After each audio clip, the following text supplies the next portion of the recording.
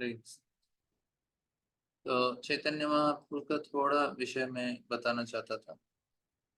तो इधर चैतन्य महाप्रभु अवतरण होने से पहले हम पहले भी चर्चा कर रहे थे, तो उसी का अंतर्गत थोड़ा विषय है। तो इसमें बताते हैं कि कृष्णदास कविराज गोस्वामी चैतन्य महाप्रभु युग धर्म देने के लिए अवतरित होते हैं और वे भक्त के भाव में आते हैं, और ये भी हमने सुना है। और उनका अस्त्र क्या है? तो क्योंकि कृष्ण को सेवा करना इतना आसान चीज नहीं है। कृष्ण को सेवा करने के लिए हमें अ, कृष्ण का सेवा करना है तो हमको भाव का जरूरत है, क्योंकि जो आध्यात्मिक जगत है वो भाव जगत है। क्योंकि उधर ऐसे ही हम लोग जो आजकल मंदिर में पूजा अर्चना होता है, इसमें लोग सोचते हैं कि मैंने उधर नारियल फोड़ा है, इधर परिक्रमा किया है, और इधर पूजा अर्चना किया है, इधर थोड़ा दान दे दिया है। तो बहुत सारा ऐसा लोग फूल चढ़ाए, इधर इधर भोग चढ़ाया है, इस प्रकार से लोग करते हैं। लेकिन ऐसा कृष्ण नहीं मिलते। कृष्ण को प्राप्त करना है तो हृदय के अंदर भाव का जरूरत है, क्योंकि आध्यात्म जगत भाव जगत है। तो भाव मतलब उसके अंदर भावनाएं होनी चाहिए। और जब हमारे हृदय के अंदर प्रेम होता है और उस प्रेम से हम भगवान को सेवा करते हैं, तब जाके उसमें हमें भगवान प्राप्त करते हैं। तो चैतन्य महाप्रभु इसी चीज को देने के लिए अवतरित होते हैं। तो लोचन दास ठाकुर बोलते हैं कि जब भगवान चैतन्य महाप्रभु का 9 साल की उम्र में उनको उनके पिताजी जगन्नाथ मिश्र उपनयन संस्कार करते हैं, उनको ब्राह्मण का जनेऊ दिया जाता है और उनको गायत्री मंत्र का उपदेश करते हैं। क्योंकि गायत्री मंत्र पढ़ने से ही किसी को वेद समझ में आएगा। बिना गायत्री मंत्र पढ़े वेद को समझ नहीं पाते। लोग सोचते हैं कि आजकल लोग वेदों को अलग अलग भाषा में अनुवाद करते हैं और उसमें समझने का प्रयास करते हैं, लेकिन इस प्रकार से वेद को समझा नहीं जाता है। वेद को समझना है तो पहले गायत्री मंत्र का उच्चारण करना होता है। गायत्री मंत्र को वेद माता कहा गया है। तो उस तरह से ही कोई वेद को जान सकता है, क्योंकि बचपन से वो गुरुकुल में रहते हैं। विनम्रता, सेवा भाव, कृतज्ञता का भाव, इस प्रकार के गुण सिखाए जाते थे। और गुरु को इस प्रकार से बहुत ही दीनता के साथ उनका सेवा करने से, गुरु का कृपा से, और वो जब अपने गायत्री मंत्र का साधना कर रहे हैं तो उसके द्वारा वे वेदों का सार को समझ सकते हैं। क्योंकि श्लोक तो वही है, लेकिन उसको समझना इतना आसान नहीं। अभी उदाहरण के लिए भगवत गीता में हम बोलते हैं देहिनोस्मिन् यथा देहे कौमारम ब्रह्मचर्य। तो हम लोग बोलते हैं कि आप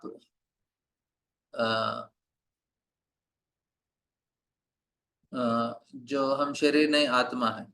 तो सुनने के तो आसान है, लेकिन उस तरह से जी नहीं पाते हम लोग। तो ये जीने के लिए हमें चाहिए कि उसे समझे। तो उसको गायत्री मंत्र जब कोई कर रहा है तो फिर वो उसको समझ सकते हैं, हाँ हम लोग शरीर नहीं आत्मा है। नहीं तो ऐसे थीर ही रहेगा। तो इस प्रकार से बहुत सारा चीज है विषय। तो ठीक है, तो चैतन्य महाप्रभु को उनके पिताजी इसका वो गायत्री मंत्र का, तो क्या होता है उस समय गायत्री मंत्र देने के बाद उनको एक दंडा दिया जाता है और एक भीख मांगने के लिए एक छोटा सा कटोरी दिया जाता है। उनको ब्रह्मचारी को जाके भीख मांगना। तो चैतन्य महाप्रभु जब लिए तो उनको तुरंत आगे जाके उनको सन्यास लेने का याद आ गया, कि उनको लगा अरे मुझे सन्यास लेना है। मतलब एक तरह का आनंद मिलता है जो व्यक्ति अ, जो व्यक्ति अ, इस तरह का जीवन जीते हैं। तो संन्यास आश्रम में, तो संन्यास आश्रम से मतलब किसी को भी होगा ना, कुछ चीज छोड़ देते हैं तो फिर हम लोग कुछ चीज क्या बोलते हैं, त्यागने के बाद एक तरह का आनंद प्राप्त किया जा सकता है। तो उस तरह का आनंद हमें संन्यास आश्रम में। तो चैतन्य महाप्रभु उनको याद आया, अरे मैं तो भविष्य में संन्यास लेने वाला हूँ। तो तुरंत इतना जोर से चिल्लाते हैं, इतना जोर से चिल्लाते हैं कि तीनों, ऐसा लगता है कि पृथ्वी का जो बेस है वो हिल गया। हरी बोल इतना जोर से बोलते हैं। तो फिर जो उधर के ब्राह्मण हैं सारे लोग वो हैरान हो जाते हैं, इतना जोर से कोई चिल्ला जाए क्या। तो फिर सारे लोग सोचने लगते हैं कौन व्यक्ति हो सकता है, इतना जोर से आवाज किया, ये कोई साधारण व्यक्ति हो ही नहीं सकता। तो फिर बोलते हैं शायद ये कृष्ण होंगे क्योंकि और बोलते हैं कि चैतन्य महाप्रभु के रोंगटे खड़े हो गए। और इसको कंपेयर किया जाता है, तुलना किया जाता है एक कदम्ब का पुष्प की फूल की तरह। कदम्ब का फूल भी किसी ने देखा होगा, उसके ऊपर छोटे छोटे छोटे रोंगटे जैसे खड़े रहते हैं। तो राधा रानी को इस तरह से तुलना किया जाता है, उनका शरीर भी और उनको कदम्ब के पेड़ के समान। ये चैतन्य महाप्रभु उसी तरह। तो फिर सोचने लगे कि शायद ये कृष्ण हो सकते हैं, कलयुग में आ गए वो, ऐसा कोई लोग सोचने लगे। तो क्या होता है कि जब कृष्ण भगवान आए, जनरली क्या होता है, 4 युग में 4 प्रकार के धर्म का स्थापना करते हैं भगवान। कृते ध्यायतो विष्णु, सॉरी, कृते ध्यायतो विष्णु त्रेतायाम यजतो मकई, द्वापरे परिचर्यार्थम कलो तद हरिकीर्तना। तो कृत्य ध्याय, तो कृत्य युग में लोग ध्यान करते थे सीधा सीधा भगवान के ऊपर, कुछ टेंशन नहीं भगवान का ध्यान करना। अभी मैं बैठ गया भगवान के ध्यान करने के 5 मिनट के बाद सारा चीज आ जाएगा दुनिया में क्या क्या चीज चल रहा है सारा मन में उसके ऊपर चिंता रहेगा।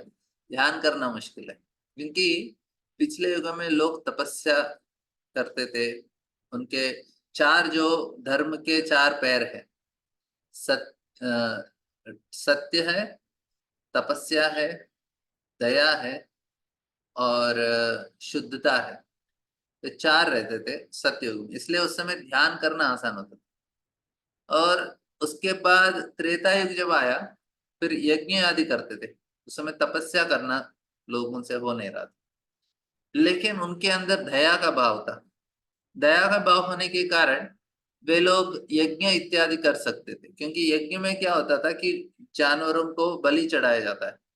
अभी कोई व्यक्ति दयावान नहीं है, ऐसे ही जानवरों को बिना कुछ रोक टोक के उनका बलि चढ़ा देगा। तो इसलिए त्रेता युग के लोगों को ही दिया गया है, अब यज्ञ कर सकते हैं। द्वापर युग में बोला नहीं नहीं, द्वापर युग में मत कीजिए, क्योंकि द्वापर युग के लोग के अंदर उतना दया नहीं है। तो उस धर्म का एक पैर तो निकल गया। तो फिर इसलिए ज्यादा कुछ है नहीं, थोड़ा बहुत है। मतलब सारा जो धर्म है थोड़ा थोड़ा सभी युगों में रहता है, लेकिन बहुत कम है अभी दया। तो इसलिए हम देखते हैं कि द्वापर युग में अंत में लोग यज्ञों के नाम पे जानवरों को बहुत बलि चढ़ा रहे थे।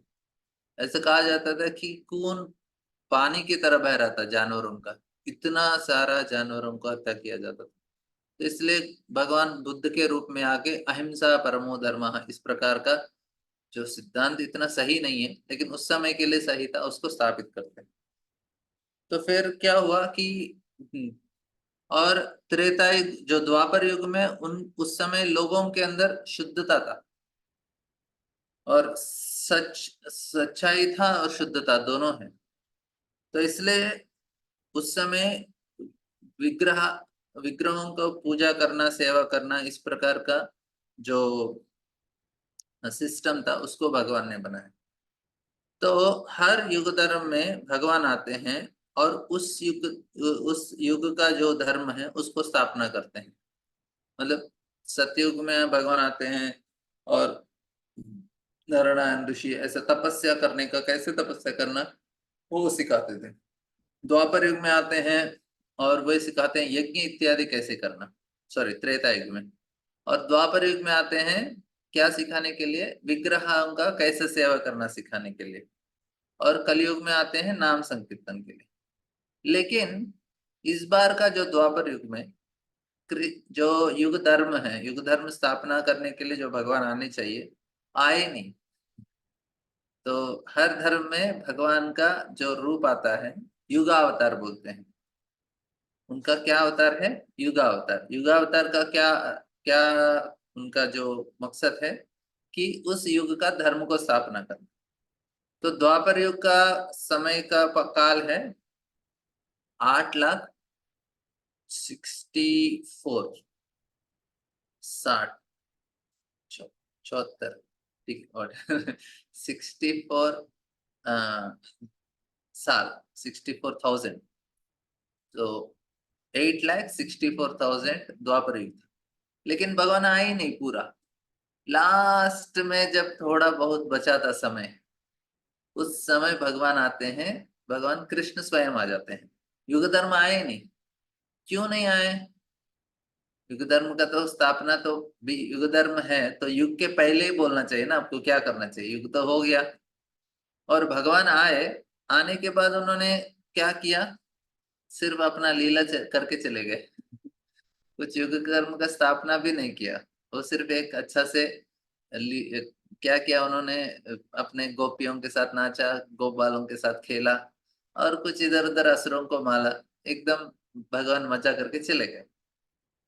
तो ये इससे क्या समझना चाहिए कि भगवान का, भगवान ने सोचा अरे मैं हर बार आ रहा हूँ, युग धर्म दे के जा रहा हूँ, लेकिन लोगों को समझ में नहीं आ रहा है मैं क्या बताना चाहता हूँ।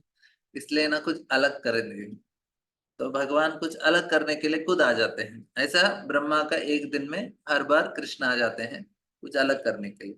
बाकी 999 जो दिव्य युग हैं उसमें युग धर्म आते हैं द्वापर युग में, और द्वापर युग के पहले पहले आ जाते हैं और भगवान का विग्रहों का कैसे सेवा अर्चना करना वो सिखाते हैं। लेकिन एक बार में, मतलब 1,000 युगों में एक बार कृष्ण अलग करते हैं। क्या करते हैं? वो टाइम पे नहीं आते। वो द्वापर युग के अंत में आते हैं। युग धर्म तो आना चाहिए लेकिन उस समय युग धर्म नहीं आते, भगवान अंत में आते हैं। और क्या करते हैं, अपना लीला करके चले जाते हैं। तो इसके बाद फिर भगवान सोचते हैं अरे हाँ मैंने तो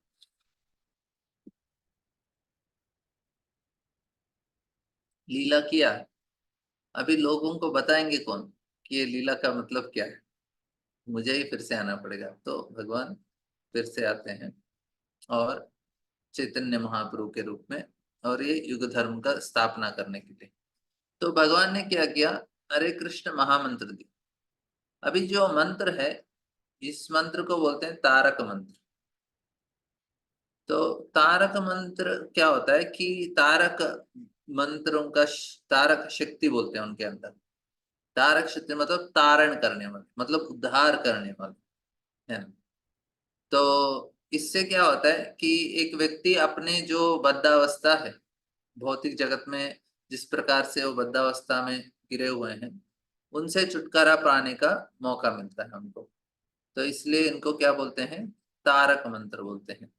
लेकिन जो हरे कृष्ण महामंत्र है उसको तारक मंत्र के साथ वो पारक मंत्र भी है, प्रेम भी देने वाला मंत्र है। हर कलयुग में युग धर्म क्या है, हरिनाम संकीर्तन ही है। हर युग में नाम संकीर्तन होता है, लेकिन ये युग धर्म में जो नाम संकीर्तन है, हम लोग पूछते हैं ना, मैं कुछ और मंत्र, नारायण का नाम जप करूंगा तो होगा क्या, राम का जप करूंगा तो होगा क्या, गोविंद करके जप करूंगा, तो कोई भी नाम जप कर सकते हैं क्योंकि सारे क्या है, तारक मंत्र है। वो तार करने वाला शक्ति है। लेकिन जो पारक शक्ति है, जो प्रेम देने वाला शक्ति, सिर्फ कृष्ण में है। हरे कृष्ण महामंत्र गोलोकेर प्रेम धन हरिनाम संकीर्तन। हरे कृष्णा कृष्ण कृष्णा हरे हरे, हरे राम राम राम हरे हरे। तो जो उद्धार करने का शक्ति तो हर हरिनाम में होता है।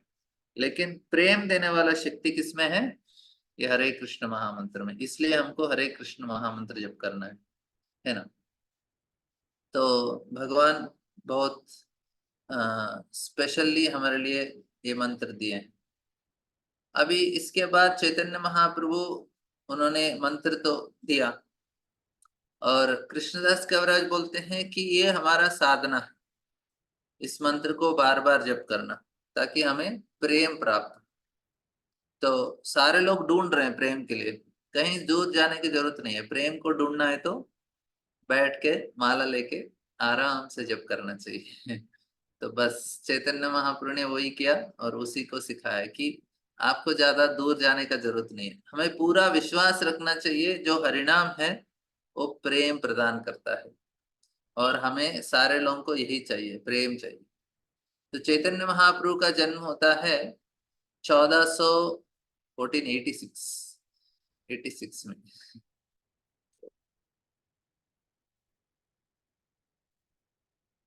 86 को क्या बोलते हैं? 86। 86। हाँ, छः। 1486 में 86। 8 फरवरी को चैतन्य महाप्रभु का जन्म होता है। 86, 1486, 18 फरवरी, याद रख लीजिए। प्रभुपाद जी का 1896 में होता है। तो चैतन्य महाप्रभु का 1486 में हुआ। तो इतना साल बीत गए चैतन्य महाप्रभु। तो फिर वृंदावन दास ठाकुर बोलते हैं कि भगवान का जो जन्म है वो सची माता के गर्भ में हुआ। हालांकि चांद उग रहा है, सूरज उग रहा है पूरब से, लेकिन पूरब से वो जन्म नहीं ले रहा है, आ गया उस तरह से। तो इसी प्रकार भगवान भी चैतन्य महाप्रभु उस रूप में प्रकट हो जाते हैं। तो क्या हुआ कि चैतन्य महाप्रभु एक बार जाते हैं नदी के तट में बच्चों के साथ खेलने के लिए। उस समय उनका नाम निमाई था, क्योंकि नीम के पेड़ के नीचे जन्म होने के कारण उनको निमाई दिया जाता है। क्योंकि उससे पहले उनके 9 बेटी पैदा होते हैं, सची माता और जगन्नाथ, वो सारे के सारे गुजर जाते हैं। तो इसलिए उनको बहुत तकलीफ होता है। उसके बाद उनके भाई का जन्म होता है विश्वरूप, फिर उसके बाद निमाई का जन्म होता है। निमाई क्यों देते हैं? क्योंकि ये जो दुष्ट आत्मा है उस बच्चों को प्रभावित नहीं करने के लिए तो ऐसा कुछ नाम दे देते हैं। तो इसमें दक्षिण भारत में भी कोई ऐसे बच्चे पैदा होते ही मर जाते हैं। तो ऐसे 2-3 मर गए, फिर ऐसा तीसरा या दूसरा तीसरा कोई पैदा होता है, उसके पहले वाले मर गए। तो ये बच्चे का नाम क्या करते हैं ना, उसका नाम पेंटम्मा पेंटैया करके, पेंटा मतलब गोबर, गाय का गोबर। गोबर करके नाम दे देते हैं उसको। अभी बोलेंगे गोबर क्यों नाम दिया? क्योंकि ऐसा गंदा नाम देते हैं, गुंदा मतलब ऐसा नाम दे देते हैं तो उनके ऊपर ना ये दुष्ट शक्तियों का प्रभाव नहीं होता है। ऑलरेडी नाम इतना है, वो बोले ये बदनसीब आत्मा है, उसको पकड़ेंगे नहीं, तो छोड़ देते हैं उसको। तो इस प्रकार से वो जीवित हो जाते हैं। तो इसलिए उनका नाम निमाई दिया है। निमाई मतलब नीम का पेड़। बोले ठीक है, नीम का पेड़। भूत प्रेत पिशाचों को नीम से बहुत तकलीफ हो जाता है, उस पेड़ के ऊपर कोई भूत रह ही नहीं सकता। इसलिए जिसको भूत लग जाए ना तो नीम का पत्ता लेके उसको बहुत पीटते हैं लोग ताकि उससे भाग जाए। तो क्या बोल रहा था कि ये जो, इसलिए उनका नाम निमाई दिया कि शायद कुछ दुष्ट आत्मा है उसके ऊपर प्रभावित नहीं होते। हालांकि भगवान ही है, लेकिन चलो उनका लीला हो गया निमाई। तो वो एक छोटे से कुत्ते के पिल्लू उधर बहुत सारे थे। तो बच्चे उधर गए गंगा के तट पे, तो वो खेलने लगे। और निमाई को एक बहुत अच्छा लगा, और बहुत सुंदर था, उसको लेके वो खेलने लगे। और उसको हाथ लगाया, उसके ऊपर अपने ऊपर रखा, उसको गले से लगा लिया। बच्चे खेलते हैं ना छोटे छोटे। तो निमाई करने लगे, तो उसका एक उधर उसके साथ खेलने वाला एक बच्चा, उसने पूछा मुझे दो ये। निमाई बोला नहीं, ये मेरा पिल्लू है। तो उसको गुस्सा आया, तो थोड़ा ईर्ष्यालु था, वो जाके सची माता को बताया, पता है क्या, अरे आपका बेटा ब्राह्मण है ना, फिर भी वो छोटे पिल्लू के साथ खेल रहा है और गोदी में लिया है, ये कर रहा है वो कर रहा है। तो सची माता को बहुत ही वो परेशान हो गया, अरे कैसे ये कुत्ते के साथ खेल रहा है। तो तुरंत चले गए, निमाई निमाई चलो चलो घर को आओ। तो निमाई को बोली, अरे आप कैसे ब्राह्मण के बच्चे हो, आपने पिल्लू को कैसे पकड़ा? बोले नहीं मेरा है, मैं नहीं छोड़ने वाला। तो माँ बोली ठीक है, अभी तुमको भोजन करना है ना, आप जाके इसको आप नदी में गंगा में नहा के आओ, फिर जाके मैं आपको भोजन देती हूँ। बोले लेकिन ये बिल्लू नहीं नहीं, ये कहीं नहीं जाएगा, इधर रहेगा, आप जाओ। तो उसको बांध के चले जाते हैं। जब वो जाते हैं नहाने के लिए, सच्ची माता उसको छोड़ देती है। तो लड़का देख लेता है, फिर जाके निमाई को बोलता है, निमाई पता है क्या क्या हुआ? आपका माँ ने ना वो बिल्लू को छोड़ दिया। तो निमाई को इतना गुस्सा आता है, दौड़ के आता है, मेरा कुत्ता किधर है, मेरा बिल्लू किधर है? तो माँ बोलती है नहीं नहीं, उसका माँ की चिल्ले के चली गई, लेकिन आ जाएगा थोड़ी देर में, तुम खा लो। लेकिन उसके बाद क्या होता है कि ये जब आ, आ, जो पिल्लू है वो जाता है मार्केट में जिधर सारे लोग रहते हैं, जाके दोनों अपना हाथ उठाता है आगे का पैर, और हरे कृष्ण महामंत्र गाने लगता है, हरे कृष्णा कृष्ण कृष्ण हरे हरे, हरे राम राम राम हरे हरे। हरे कृष्ण महामंत्र गाता है। वैकुंठ से एक विमान आता है, उसको लेके उसको वो इधर गिर जाता है, अपना शरीर छोड़ देता है, चतुर्भुज रूप धारण करके उस विमान में बैठ के वैकुंठ चला जाता है। तो इधर क्या हुआ, जब निमाई ने उनको पकड़ा, उनके हृदय के अंदर जो प्रेम था, वो प्रेम वो कुत्ते का बच्चा को भी मिल गया। तो ये चैतन्य महाप्रभु का स्पेशलिटी है। तो वो इसीलिए आए हैं ताकि हमें उस प्रेम को प्रदान करें, जो प्रेम कृष्ण के हृदय के अंदर है। तो वे इस चीज को देना चाहते हैं, और इस दिव्य प्रेम को अभी थोड़ा उसको समझने का प्रयास करेंगे। इस दिव्य प्रेम को समझना इतना आसान नहीं है, लेकिन प्रयास करेंगे जो भी है। तो बोलते हैं कि ये प्रेम इतना आसान नहीं है। तो चैतन्य महाप्रभु ने बताया कि जो वेदों का सर्वोच्च सार है वो प्रेम है। और बताया जाता है कि जो भगवान का जो अस्तित्व है उसे जानना आसान नहीं है। उनको अधोक्षज बोलते हैं, और वे बहुत ही दुर्लभ से कोई उनको जाना जा सकता है, दुर्लभ। और बहुत सारा विरोधाभास है। तो बताते हैं कि और भगवान चैतन्य महाप्रभु तो सर्वोच्च कंट्रोवर्सी, मतलब बहुत सारा इस प्रकार से हम्म, समझना बहुत मुश्किल है भगवान को। बोलते हैं कि ईशोपनिषद में बताया, तच्चे तन्नेदति तच्चरे तदंतरस्य सर्वस्य तद सर्वस्यास्य वा, तद्देदति तन्नैजति तद्दूरे तद्वंतिके तदंतरस्य सर्वस्य तद सर्वस्यास्य बाह्यतः। बताते हैं कि भगवान को पैर नहीं है, लेकिन सबसे ज्यादा फास्ट दौड़ सकते हैं। भगवान को हाथ नहीं है, लेकिन सब कुछ वो पकड़ते हैं। तो भगवान के कान नहीं है, लेकिन सुन सकते हैं सारा चीज। अभी बोलेंगे ये क्या हो रहा है? आप जो बोल रहे हो उसका से कुछ समझना मुश्किल हो रहा है। तो उपनिषद में इस तरह से समझाया गया है, जो पर ब्रह्म है, बताते हैं उनका पैर नहीं है लेकिन वो दौड़ सकते हैं, ये नहीं है वो नहीं है लेकिन सब कुछ कर सकते हैं। तो उपनिषद बताना क्या चाहते हैं इस तरह से? वो बताना चाहते हैं कि जो दिव्य ज्ञान है वो हमारे जो तर्क के अतीत है। जो हमारा तर्क है उससे हम इस ब्रह्म को जान नहीं सकते, समझ नहीं सकते। हालांकि अभी बोलेंगे कोई व्यक्ति सभी जगह है, कोई सभी जगह है तो एक जगह तो नहीं रह सकता ना, एक रूप नहीं रहेगा। सभी जगह व्याप्त कोई चीज है तो उसको रूप कैसे रहेगा? अभी हवा है, आपके घर में चारों तरफ हवा है, मैं बोलूंगा हवा का एक रूप ड्रॉ करके दिखाओ। कैसे ड्रॉ करेंगे यार, इतना हर जगह कोने कोने में है। उसका रूप कैसे रहेगा? तो भगवान हर जगह होने के बावजूद भी उनका एक रूप है, तो ये कैसे समझा जा सकता है? हर जगह है और रूप भी है, तो कोई एक ही हो सकता है।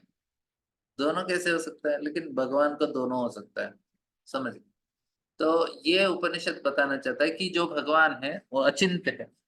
अचिंत्य है, इसलिए हम समझाना। तो पहला अचिंत्य क्या है कि ये चीज कि आप भगवान को इतना आसानी से समझ न सके। दूसरा अचिंत्य है कि भगवान का ऐश्वर्य और माधुर्य, दोनों एक साथ समझाना, वो भी बहुत अचिंत्य है। कैसे कि भगवान जो सभी तरह क्या बोलते हैं, भगवान सर्वज्ञ है, सभी चीज को जानते हैं और सर्वशक्तिमान है, दोनों है। लेकिन नंद बाबू बोलते हैं, लाला तुम ये छोटा सा टेबल है ना उसको लेके आ जाना। तो कृष्ण जाते हैं, छोटे छोटे कृष्ण उसको उठाने का प्रयास करते हैं, उनसे उठता नहीं है। और नंद बाबा की तरह देख के बोलते हैं नहीं हो रहा है मेरे से नहीं उठ सकता है वो। अभी भगवान तो गोवर्धन उठा लिए थे ना, तो गोवर्धन उठाए, ये क्यों नहीं उठा पा रहे? जब गोवर्धन उठाते हैं तब जाके ब्रजवासी नंद बाबा को बोलते हैं शायद आपका बेटा भगवान है, उसने तो गोवर्धन उठा दिया अपने दाएं बाएं हाथ का छोटा उंगली के ऊपर। उद्धव भी आगे बोलते हैं नंद बाबा को, शायद आपका बेटा भगवान है। नंद बाबा बोलते हैं अरे कैसे भगवान है हमारे बेटा? भगवान मतलब आत्म कामा आत्मा रामा होना चाहिए, पूरी तरह एकदम संतुष्ट होना चाहिए, और कोई भी उनसे कुछ चीज कमी नहीं है उनको। लेकिन हमारा कृष्ण तो हर समय भूखा रहता है वो हर समय वो भूखा ही है, खाता रहता है, खाते रहता है यशोदा में खिलाती रहती है, दिन भर ही खाता रहता है। वो कौन से भगवान हो गए? और कभी कभी भगवान मतलब किसी से डरते नहीं है, और कभी कभी रात में जोर से बिजली चमकती है तो कृष्ण रोने लगते हैं और अपने बिस्तर से उठ के यशोदा माई के पास में आके लेट जाते हैं और उनके आंचल के पीछे चुप के रोने लगते हैं। यशोदा माई को उनको शांत कराना पड़ता है। ऐसे कैसे भगवान है कितने डरपोक है और ऐसे नटखट है और इतना झूठ बोलते हैं। तो नंदा बाबा बोलते हैं आप क्या बात कर रहे हो, ये भगवान है। तो इधर क्या हो गया, एक ऐश्वर्य हुआ एक माधुर्य हुआ। तो भगवान का माधुर्य है, वो ऐश्वर्य दोनों मिक्स, तो इसलिए वो अचिंत्य हो जाते हैं, समझना मुश्किल है। अरे भगवान तो कुछ चीज भूलते नहीं है, लेकिन वो एक क्या भूल गए कि वो भगवान खुद हैं। भगवान ये भूल गए कि वो भगवान है तो इसलिए वो डरने लगे हैं, सब कुछ कर रहे हैं, डर रहे हैं। और तीसरा है कि भगवान को कोई नियंत्रित नहीं कर सकता। लेकिन इधर देखते हैं कि यशोदा माई बांध देती है, उनके कृष्ण में उनको नियंत्रण करते हैं फ्रेंड्स, कृष्ण को उनके फ्रेंड नियंत्रण करते हैं मित्र, और गोपियां भी बांध देती हैं कृष्ण को तो कृष्ण को तो सारे लोग इतना नियंत्रण कर रहे हैं। ये कैसे भगवान है? भगवान तो अनियंता है, उनके हाथों में सब कुछ है, लेकिन भगवान को तो ये सारा चीज क्या सूचित करता है कि भगवान को समझना मुश्किल है, अचिंत्य है। तो बताते हैं कि ब्रह्मा को भी यही मुश्किल हुआ ना, हमने वो भी चर्चा किया। जो रूल्स बनाने वाले कौन है? ब्रह्मा जी बनाते हैं। आपको कौन से हाथ से खाना चाहिए, कैसे क्या क्या चीज करना चाहिए, सारा जो चीज है वो ब्रह्मा जी खुद बताते हैं, खुद बनाते हैं रूल्स को। ब्रह्मा जी ने अच्छे से रूल्स बना ही दिया। लेकिन समस्या क्या था, जब भगवान आए कृष्ण, वो उल्टे हाथ से खाने लगे, तो ब्रह्मा जी को लगा रहे कैसे रूल मैंने बनाया और कोई आके उसको तोड़ रहा है।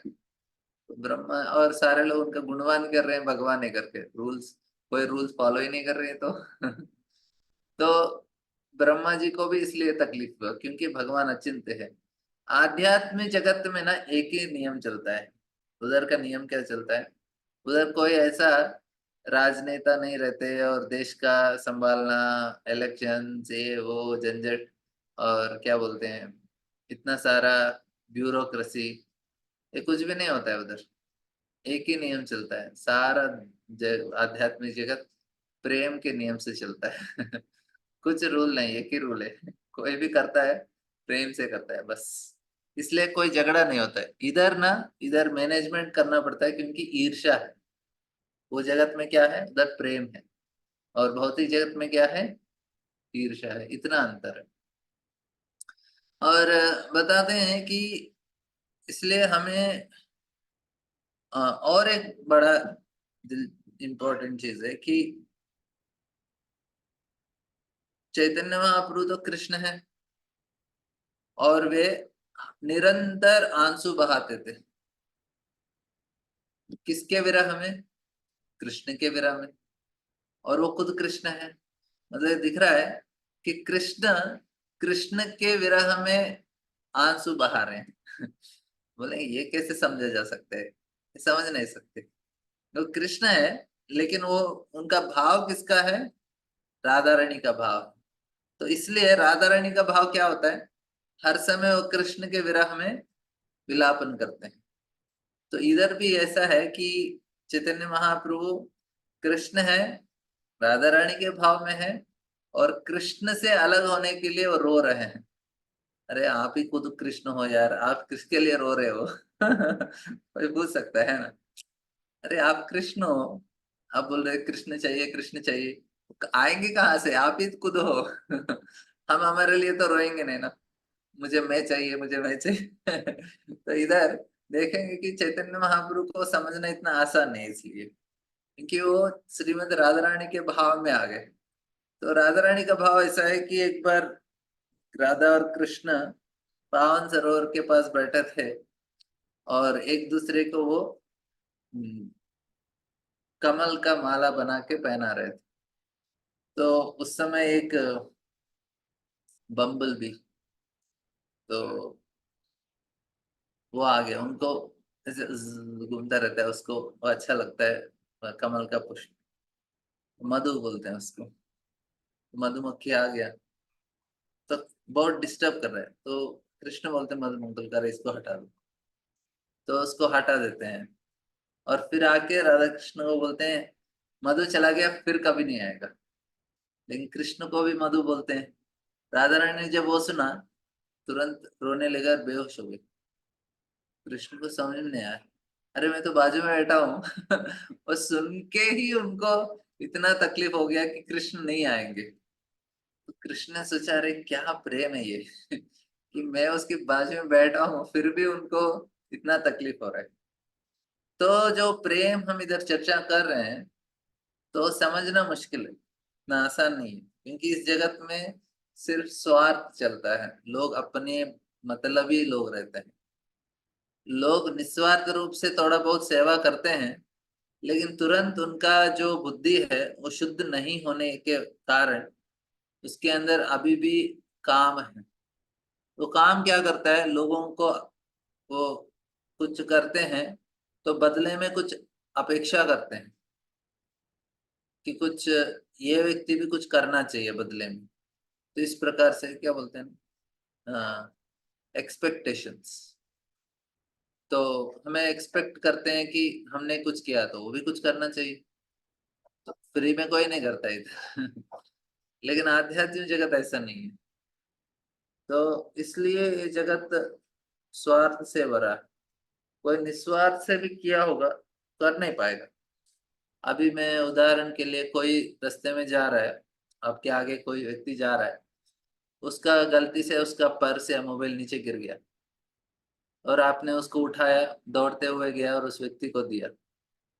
व्यक्ति ने लिया, आपकी तरफ देखा और चला गया, तो हम लोग बोलेंगे अरे इस व्यक्ति ने थैंक यू भी नहीं बोला। तो तुरंत हमको लगने लगेगा, एटलीस्ट हम एक दो लोग को बोलेंगे बोलेंगे कि अरे मैंने ना उसका पर्स मोबाइल गिर गया था, मैं उसको उठाया, दौड़ के जाके दिया। ये व्यक्ति ऐसा है ना, उसने थैंक यू भी नहीं बोला। तो हम लोग कुछ अपेक्षा करते हैं बदले में कि हमने इतना किया तो कुछ तो होना चाहिए। इस इसलिए अहेतु की नहीं है, हेतु है इसके अंदर हमारे। लेकिन जो शुद्ध भक्ति है, अहेतु की अप्रतिहता, उसमें कुछ रुकावट नहीं है, और हेतु भी नहीं, कुछ मतलब नहीं है, सिर्फ सिर्फ और सिर्फ कृष्ण को प्रसन्न करना। तो इधर चैतन्य महाप्रभु जो प्रेम देना चाहते हैं, इस प्रेम को देना चाहते हैं, इस भाव को दिखाना चाहते हैं कि किस प्रकार से बिना अपने मतलब के सिर्फ भगवान और उनके प्रसन्नता के लिए सेवा कैसे करनी चाहिए। तो ये कहाँ मिलेगा हमको? हरिनाम में मिलेगा। तो कृष्ण का मित्र थे मथुरा द्वारका में उद्धव। उद्धव कृष्ण के कजिन थे, और बहुत अच्छे मित्र थे, बृहस्पति के शिष्य थे। तो तो उद्धव क्या करते हैं, हर समय कृष्ण को कुछ ना कुछ बोलते रहते हैं, ये सही नहीं है, ये गलत है, ये ऐसा करना चाहिए, ऐसा करना चाहिए। तो कृष्ण ने सोचा ये उद्धव ना कुछ जानता नहीं है, ऐसे कुछ ना कुछ बोलता रहता है, सोचता है कि बहुत बड़ा पंडित है, उसको दिखाता हूँ क्या सही चीज है। तो उनको वृंदावन भेज देते हैं, बोलते हैं देखो मैं गया नहीं, अब मेरे तरह से एक संदेश लेके जाना ब्रजवासियों के लिए। तो जब उद्धव जाते हैं नंद बाबा के घर, क्योंकि ये क्यों बता रहा हूँ, क्योंकि जो चैतन्य महाप्रभु देने के लिए आए ना, उसे समझने के लिए ये सारा चीज हमें समझना चाहिए। चैतन्य महाप्रभु कृष्ण है, लेकिन वो देना क्या चाहते हैं, ब्रज प्रेम देना चाहते हैं। इसलिए सारा चर्चा हमारा हो रहा है कि चैतन्य महाप्रभु कृष्ण है और इतने स्पेशल क्यों है। कृष्ण स्वयं होने से तो हम तो कृष्ण का तो कर ही रहे हैं सेवा, लेकिन चैतन्य महाप्रभु का क्यों करना चाहिए, ये बहुत महत्वपूर्ण है। और एक्चुअली चैतन्य चरितामृत अभी थोड़ा डिस्काउंट में मिल रहा है, किसी को चैतन्य चरितामृत खरीदना है तो हमें बता दीजिए, तो आपको सस्ते में अभी का समय चैतन्य चरितामृत लेना अच्छा है। और पूर्णिमा के दिन आप ऑर्डर कर सकते हैं, तो हम लोग आपके घर में पोस्ट में भेज सकते हैं।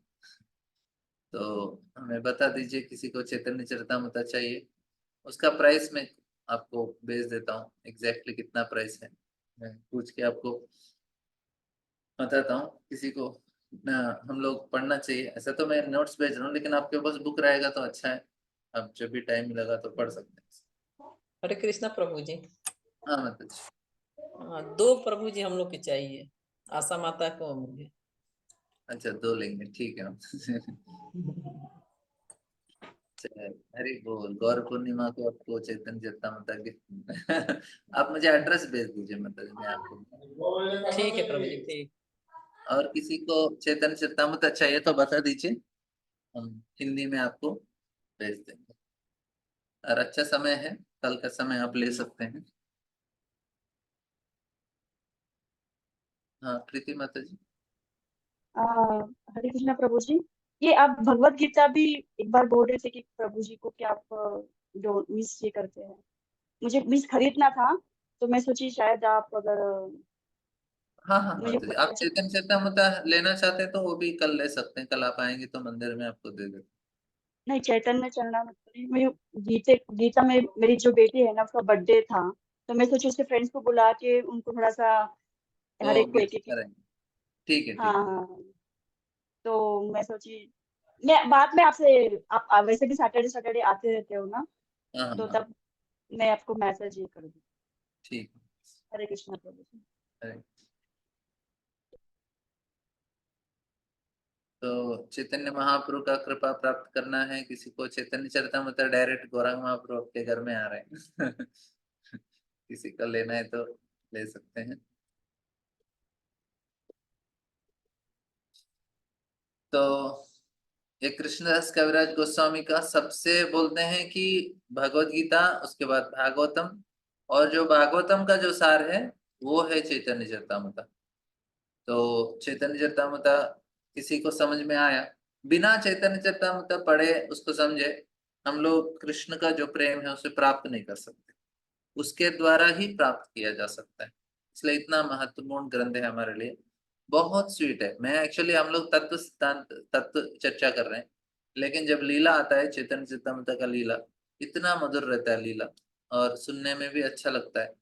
क्योंकि पहला 7 जो अध्याय है वो पूरा तत्व से भरा है, क्योंकि जब तत्व अच्छे से जानते हैं उसके बाद जब लीला पढ़ते हैं तो उसको अच्छा से समझा जाए। अभी हम लोग इतना सिद्धांत चर्चा कर रहे हैं तो इसलिए हम लोग लीला को भी अच्छे से समझ सकते हैं, क्योंकि पहले तत्व समझो फिर लीला समझना चाहिए। पहले भगवान का ऐश्वर्य जानना चाहिए फिर माधुर्य जानना चाहिए। तो इस तरह से हम लोग सिस्टमेटिकली पढ़ना चाहिए, नहीं तो क्या होता है, लोग तो भी बोलेंगे हाँ हमारे अंदर भी भाव है, लेकिन उनको बंगाल में बहुत लोगों के अंदर भाव रहता है, लेकिन वो मछली भी खाते हैं। वो गौरांग महाप्रभु की जय बोलते हैं और मछली खा लेते हैं जाके। तो ऐसा भाव नहीं चाहिए हमें, हमको सही भाव चाहिए। तो जब उद्धव जाते हैं तो पहले वो नंद बाबा के पास जाते हैं और किसी बहुत ही मुश्किल से उनको बिठाते हैं, पानी देते हैं, जो सत्कार है, जो जो देना चाहिए अपने गेस्ट को। तो इस प्रकार से वे उनको अरेंज करते हैं। लेकिन फिर यशोदा माई भी बहुत ही मुश्किल से तो उद्धव समझ जाते हैं उधर ही, अरे ये प्रेम साधारण प्रेम नहीं है। जब वो गोपियों के पास जाते हैं तब तो उनका पूरा जो समझावट है प्रेम के बारे में पूरा बदल जाता है। वो समझ गए कि अरे मैं इतना बड़ा पंडित हूँ, ज्ञानी हूँ, लेकिन प्रेम तो मैं समझता नहीं।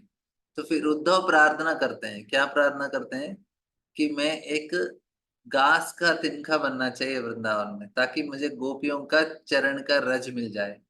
वो इतने महान हैं कि उनके चरणों का रज मुझे मिलना भी मुश्किल है, तो इसलिए मैं घास बन जाऊंगा तो आसान से मिल जाएगा। मतलब उद्धव क्या, या क्या इतने मथुरा द्वारका में कृष्ण के सबसे करीब और सबसे बेस्ट माने माने जाने वाले वृंदावन में क्या बनना चाहते हैं, घास बनना चाहते हैं। क्यों? क्योंकि जो वृंदावन का जो प्रेम है, वृंदावन वासियों का जो प्रेम है, व्रज प्रेम है, इतना महान है। और चैतन्य महाप्रभु आए हैं इसे देने के लिए, इसको दिखाने के लिए, देखो इतना महान प्रेम है, इसे प्राप्त किया जाता है। तो ये जो चीज चैतन्य महाप्रभु को चन्नावतार बोलते हैं। चन्नावतार मतलब इस अवतार को कोई जानते नहीं है। क्यों ना जानते? चन्न कलो यदभव स्त्री युग, ये प्रहलाद महाराज बोलते हैं, कलयुग में भगवान आते हैं चन्नावतार। चन्नावतार मतलब अभी बोलेंगे अवतार लोग जान नहीं पाएंगे। ऐसा तो नरसिंह देव, वराह देव, वामन देव, इन अवतारों को नास्तिक लोग तो जानते ही नहीं। हिरण्यकशिपु के सामने भगवान प्रकट हुए, लेकिन हिरण्यकशिपु तो मान ही नहीं रहे थे कि ये भगवान है। उससे लड़ाई करके उनको मारने का प्रयास कर रहे थे, फिर खुद मर गए। तो जो भगवान का अवतार है वो किसे समझ में आता है? भक्तों को समझ में आता है। जो नास्तिक है वो तो मानते नहीं है भगवान को, तो उनको तो समझ में नहीं आएगा। मायावादी लोग को समझ में आएगा। तो भगवान का अवतार किसे समझ में आता है? भक्तों को समझ में आता है। तो सारे अवतार तो भक्त को समझ में आएगा। लेकिन ये चैतन्य महाप्रभु का चन्नावतार बोला है। चन्नावतार मतलब इवन भक्त लोग भी इन अवतार को समझ में नहीं आता है। सिर्फ और सिर्फ गौड़ीय वैष्णव ही इन अवतारों को समझ सकते हैं। मतलब सारे अवतार सारे भक्तों को समझ में आता है, लेकिन जो चैतन्य महाप्रभु का अवतार है वो सारे भक्त भी नहीं समझ सकते, कुछ ही भक्त से समझ सकते हैं। अभी जो दूसरे परंपरा के भक्त हैं, जो श्री वैष्णव परंपरा में जो भक्त हैं, जो लक्ष्मी नारायण का सेवा करते हैं, वो चैतन्य महाप्रभु को नहीं समझते। वो बोलेंगे वो भी एक भक्त है, कृष्ण नहीं है। मध्व संप्रदाय के जो शिष्य उडुपी में रहते हैं, वो लोग भी चैतन्य महाप्रभु को भगवान नहीं मानते।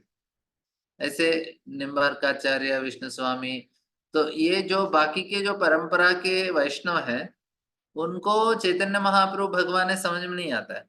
समझ में किसके आता है? जो गौड़े वैष्णव है, हमें उनको ही समझ में आएगा। इसलिए उनको क्या अवतार बताया गया है? चन्ना अवतार। ठीक है। और फिर और एक है कि इस प्रकार से हम लोग देखेंगे कि उद्धव को समझ में आता है प्रेम क्या है, और सर्वोच्च प्रेम क्या है उद्धव को उस समय समझ में आता है। और इस सारे जो क्या बोलते हैं कि अचिंत चीजों को, इसे इतना आसान नहीं है समझना। अभी हम लोग आराम से भगवान का नाम जप कर रहे हैं, तो ये इतना बहुत स्पेशल चीज है, हमें चैतन्य महाप्रभु ने दिया और प्रभुपाद जाके सारे लोगों को दिया। तो चैतन्य महाप्रभु वे बहुत सारे आचार्य आए हैं चैतन्य महाप्रभु से पहले। रामानुजाचार्य, मध्वाचार्य, निम्बार्क स्वामी, विष्णु स्वामी, आಳ್वार, ये वो बहुत सारे लोग आए। लेकिन चैतन्य महाप्रभु क्यों स्पेशल है? क्योंकि जो चीज चैतन्य महाप्रभु दिए वो किसी और ने नहीं दिया। चैतन्य महाप्रभु क्या दिए? सर्वोच्च प्रेम दिए, उन्नत उज्ज्वल रस। सर्वोच्च रस, उसको उन्नत उज्ज्वल रस बोलते हैं। इसे चैतन्य महाप्रभु दिया। अनार्पित चरिंचिरा करुणया अवतीर्ण कलो समर्पयितुम उन्नत उज्ज्वल रसां स्वभक्ति श्रियम हरि पुरट सुंदर दिति कदम्ब संदा कदम्ब संदीपित कदा हृदय संदरे स्मरतु वह सच्चिनंदन। बोलते हैं कि चैतन्य महाप्रभु इतने, जो उनका जो अवतार है इतना स्पेशल है, उन्होंने जो दिया किसी और ने दिया ही नहीं। सारे जो आचार्य आए हैं, अवतार आए हैं, उन्होंने क्या दिया? वैकुंठ जाने के लिए मार्ग दिया, वैदिक भक्ति दिया। चैतन्य महाप्रभु ने रागानुभक्ति दिया, ठीक है। और बोलते हैं उन्होंने पूरा प्रेम कहाँ रखा, हरिनाम में रखा। तो उन वे आए और हरिनाम कैसे करना, और करताल बजाओ, आराम से कीर्तन करो, बस ये चीज भगवान ने हमें सिखाया है। और ये श्रीमती राधा रानी का जो प्रेम है। और किसी को कुछ प्रश्न है? 2 मिनट बचा है। हरे कृष्णा प्रभु जी। हाँ प्रभु जी चैतन्य महाप्रभु किस संप्रदाय, गौड़ीय संप्रदाय से थे? हाँ हाँ, हम गौड़ीय, क्योंकि मैं बताया कि बंगाल 5 द्रविड़ 5 गौड़, 5 द्रविड़ मतलब दक्षिण के 5 राष्ट्र हैं, कर्नाटका, आंध्र, तमिलनाडु, केरला, ये 5 द्रविड़ बोलते हैं। और उत्तर भारत के 5 कुछ राष्ट्रों को पंच गौड़ बोलते हैं, उसमें एक बंगाल है। इसलिए चैतन्य हमको गौड़ी वैष्णव बोलते हैं, क्योंकि हम बंगाल के वैष्णव हैं, इसलिए हमें गौड़ी वैष्णव बोला। चैतन्य महाप्रभु बंगाल से है ना, इसलिए। लेकिन प्रभु जी, हरे कृष्ण प्रभु जी, हाँ मत। अ, जैसा आपने बोला कि चैतन्य महाप्रभु गौड़ीय विष्णु से आते हैं, तो इसलिए उनका ख्याति फैलने में टाइम लग गया, क्योंकि महाराष्ट्र में तो जैसा हो नहीं सकता, पता ही अभी मैं बोलूंगी कि चैतन्य महाप्रभु तो कौन है, क्योंकि हम जब इस्कॉन से जुड़े तभी हमको पता चला कि चैतन्य महाप्रभु कृष्ण है। तो जब व्यास मुनि ने जब भागवतम लिखी थी, तो उन्हें कलयुग के बारे में, इनके अवतार के बारे में कुछ तो लिखा होगा ना, क्योंकि हम जो भागवतम पढ़ रहे हैं उसमें तो और स्टार्टिंग में तो चैतन्य महाप्रभु की है लिखा ना, था। हम लोग 11वां स्कंद का मैंने कल परसों हम हाँ, लोग चर्चा कर रहे थे ना। वो तो कृष्ण वर्णम पीताम्बर उषा वो। कृष्णम हाँ संगोपांगा, और गर्ग मुनि बोलते हैं, गर्गाचार्य। हाँ हाँ, और भी श्लोक है, बराबर। ध्येयं सदा परिभाविताग्नि, तो चैतन्य महाप्रभु। तो लेकिन मैंने क्या बताया, वो छन्नावतार बताया पहले आपको। हाँ, छन्नावतार मतलब सभी को समझ में नहीं आएंगे, वो बहुत सीक्रेट है।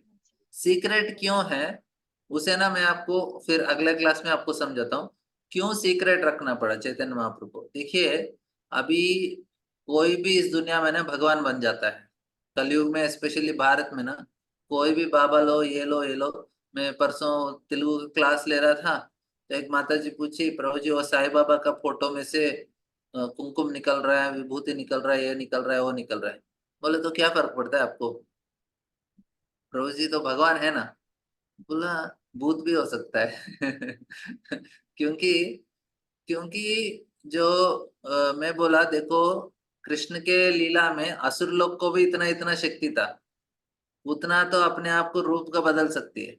ऐसे लोग कलयुग में आए तो कितने बड़े भगवान बन जाएंगे, तो रूप बदल देता है तो बहुत स्पेशल भगवान बोलेंगे। तो ऐसे असुर लोग को भी शक्ति रहता है, वो वो ये साबित नहीं करता है कि भगवान है। मेन क्या है कि उस व्यक्ति के द्वारा हृदय के अंदर परिवर्तन हो रहा है या नहीं। ये लोग बाबा के पास जाते हैं, किसी को भी भगवान बनाते हैं, क्योंकि उनको अपना फायदा के लिए किसी को भी भगवान बना देते हैं। लेकिन जरूरी चीज क्या है कि उस व्यक्ति को हृदय के अंदर परिवर्तन हो रहा है या नहीं। हम भक्ति के द्वारा व्यक्ति के हृदय में परिवर्तन होगा, और अपने भोग करने का जो इच्छा है उसे छोड़कर सेवा करने का प्रवृत्ति आ जाता है। वो इस दुनिया से हमको बाहर लेके जाएगा। ये भगवान लोग हैं, ये लोग हैं, वो लोग हैं, ये लोग क्या करते हैं, इस भौतिक दुनिया में भी हमारा सेटलमेंट को परमानेंट कर देते हैं, जो दुखालय में शाश्वत है। उनके वजह से किसी का हृदय में परिवर्तन नहीं होता है, और कोई भगवत धाम नहीं जा सकता। तो क्या फायदा है ऐसा। तो पॉइंट क्या है कि भगवान इस प्रकार से बहुत ढोंगी लोग आ जाते हैं, इसलिए चैतन्य महाप्रभु को जो अवतार है उसको बहुत सीक्रेट रखा गया है। क्योंकि अभी बोलेंगे चैतन्य महाप्रभु भगवान है, और आके क्या किया उन्होंने, नाचते नाचते रोते रोते बस उतना ही किया। नाच रहे थे, गा रहे थे और रो रहे थे। बोलेंगे अरे ये तो मस्त इजी है, ऐसा भगवान बनना तो बहुत आसान है ना। कृष्ण जैसे भगवान बनना है तो गोवर्धन उठाना पड़ेगा। राम जैसा भगवान बनना है तो आपको एक पुल बांधना पड़ेगा समुद्र के ऊपर। चैतन्य महाप्रभु जैसा भगवान बनना है तो इतना आसान है, क्या करना है, गाना है और रोना है। तो ऐसे तो इतने अवतार प्रकट हो जाएंगे कलयुग में, तो इसलिए इस अवतार को सीक्रेट रखना पड़ा। नहीं तो हर हर साल में हर गली में एक एक चैतन्य महाप्रभु प्रकट हो जाएंगे बोलेंगे हमारे भगवान भी रोते रहते हैं बस।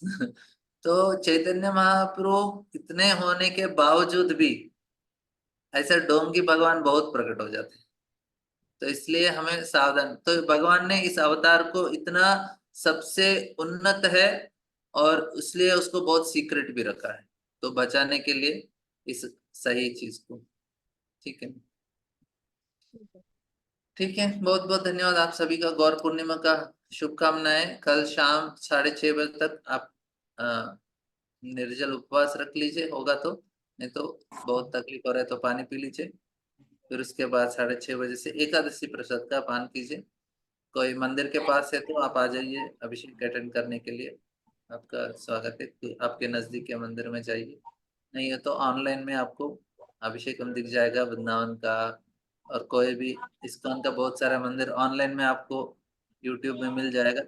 आप उसको अटेंड करके फिर कीर्तन में भाग ले सकते हैं। बहुत बहुत धन्यवाद। हरे कृष्ण। कृष्णा प्रभु जी, हरे दंडवत कृष्णा प्रणाम। प्रभु जी, कृष्णा। हरे कृष्ण प्रभु जी, दंडवत प्रणाम। धन्यवाद।